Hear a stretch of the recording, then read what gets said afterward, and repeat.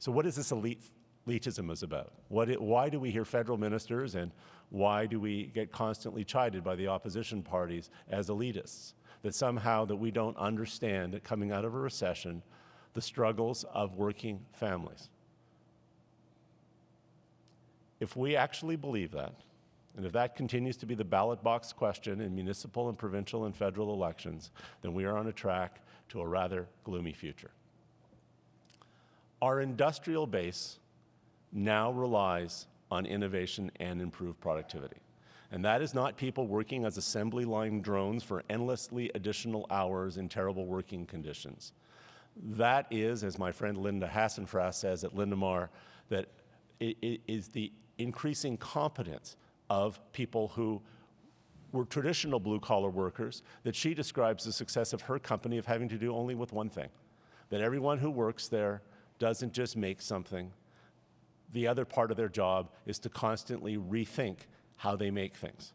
And she has hardwired the innovators, the scientists, the engineers in her firm into a dynamic and reciprocal relationship with the people who make product. The reinvention of our auto sector, its recovery, has a lot to do with the work of people like David Wilkinson at McMaster University, who are leading car manufacturers to adapt advanced composite materials, lighter and stronger materials for car chassis and assembly parts. And work that has to start to emerge in Windsor within the next decade around electrification of cars and cars as reciprocating parts of our energy system are foundational innovations that lead to productivity, that create a better value product that is more affordable with greater characteristics and qualities, that start to deal with the environmental crisis we're facing and start to move production to be driven by innovation and therefore higher productivity. I never want to suggest that the nature of research or publicly funded research should be entirely utilitarian. The most valuable things that we fund are the research that's done for the pursuit of truth, driven by hope, driven by aspiration, and driven by risk takers, even if you can't convince a single rational business to invest. The public purse must be open to those people to explore the ideas for the value of an idea. I don't stand here because of science. I stand here because of humanities, thoughtfulness, thinking about civility, identity, and humanity. And why do I say that? I was elected as a gay man, as mayor, first a city councilor, a few years after Harvey Milk was killed in San Francisco. And my advice from my dear friends at that point, since there weren't really any other out gay people elected in Canada, was that there should be a sign at the edge of the perimeter highway in Winnipeg saying, "Last homo, please turn out the lights." Last homo to leave, because it wasn't San Francisco, and as you all know, the sad end that came to that very courageous man named Harvey Milk. But it was a change in human rights, in civility, in the courage of people to be less bigoted, to be more engaged, to be more open-minded. The most inspiring book I've read in my life are The Origins of Totalitarianism by Hannah Arendt. I think it's to understand the context and the challenge of living in a mass knowledge society and the importance of value, especially of the three books, the one on utilitarianism and the Dreyfus Affair, and the words of Emile Zola, which keep on coming back to me more often these days, about how do you start to build the first society in the world that is as Asian as it is European, as it is African, as it is Latin. Vancouver is already there, and the city, with half of its population foreign-born, can't afford to have politicians that suggest that there's too much immigration. And then there's an incredible subtext to what is the complexion and look of those immigrants. Who are we talking about? If we have to actually celebrate diversity, not just tolerate it. We have to create fluidity in the leadership of our community, that people from any corner of the world, of any race, of any faith, however they define themselves, have a right not to be defined by others and have to be fluid. Our society has to be fluid, that they can rise to positions of leadership in academia, business, and politics, creating a partnership society that with a global identity.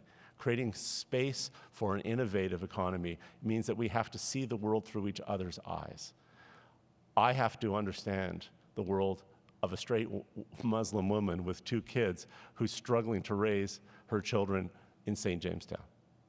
She has to she has to try and understand her neighbor, who may be a 21-year-old young fellow struggling with his gender identity. We live side by side in one of the most complex societies, struggling with fundamental issues of identity and trying to create a pluralistic society, very much as the Ag de Con has described as really the great human adventure. And Canada's the great place of hope, in which our sense of civility can trump bigotry and divisiveness. Science, the humanities, our literacy, the great literature and poetry of human thought is really what we now call social innovation. It is the ideas that connect us and put real value on human life, that doesn't put a lesser value on a 6-year-old in Rwanda than it does on a 5-year-old who lives down the street. If people don't think, if we're going to continue to call this elitism, I sat around a table the other day struggling to figure out how we fund autism. The growing number of kids with autism is horrifying. We don't fully understand it. The work being done at sick kids by a group of scientists now knows that is in the replication of DNA that some kids have basically bad replicators. We've had major breakthroughs. Not only will we save hundreds of millions of dollars, we'll take away the pain from children of not ever having to live with autism and the anxiety that parents feel when they try to fit their wonderful children into a system in which there's no place that's comfortable or respectful for them or in which they can engage others. So whether it's the application of science to an assembly line, or whether it's the application of humanities to civil discourse, because we can sometimes see things on stage that we're uncomfortable talking about in our living room and get comfortable with difference through the arts, or whether it's life sciences, and our friend Dr. Bhatia, who can turn now skin cells into blood, which will be life-saving for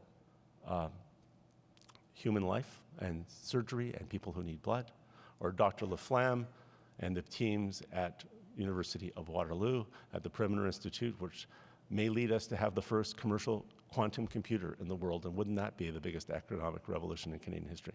Knowledge is important to every working family. It is the most utilitarian thing in its final product. But if we only measure short-term success, if we have a short-term frame, that there has to be a payback in 2 years, if we're not really inspired by the human adventure, by the challenges that we face, then we've really defeated our heritage as Canadians.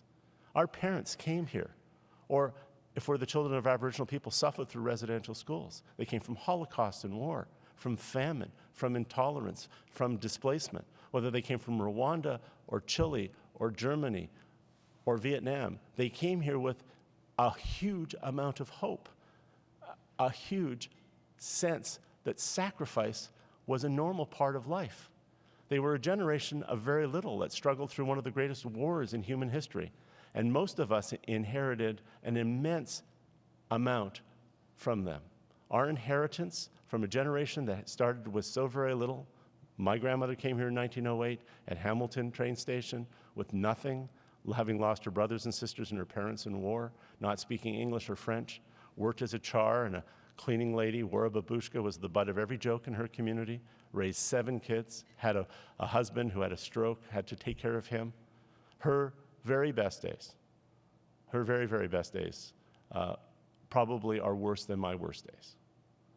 And I think now, when we're heading in this century to 1 out of 3 species on this planet being extinct by 2050, when we're going to face the strategic goal financially and services in Canada of 1 in 4 of us being over the age of 65 within 20 years, when we're going through an economic revolution that makes the 2,000-year agricultural revolution and the 200-year industrial revolution and the 20-year information technology revolution look somewhat minor compared to the constant accelerating change by the reinvention and the agility that you need in public policy, in academia, business, or labor to actually keep up with the context of the change in nature, the accelerating change in climate, the acceleration in capital and people. It's an extraordinarily challenging time. The last thing we need is dumb government.